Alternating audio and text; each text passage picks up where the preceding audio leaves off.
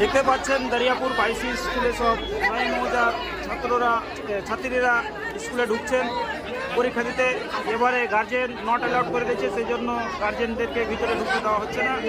আপনারা দেখতে পাচ্ছেন একের পর এক ছাত্রীরা নয় মৌজা সুবহানিয়া হাই মাদ্রাসা ছাত্রীরা স্কুলের পরীক্ষা দেওয়ার জন্য ভিতরে ঢুকছে এবং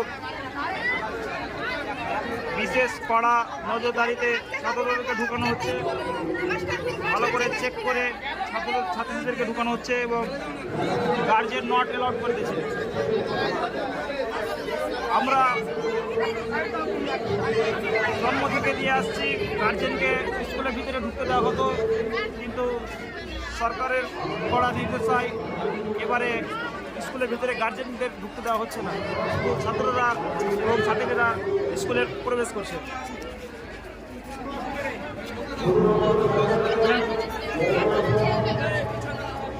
দেখতে পাচ্ছেন স্কুলের ভিতরে সব ছাত্রীরা একের পর এক প্রবেশ করছে এবং সুন্দর শৃঙ্খলাভাবে শিক্ষক মশাইরা তাদেরকে ভিতরে প্রবেশ করানো হচ্ছে।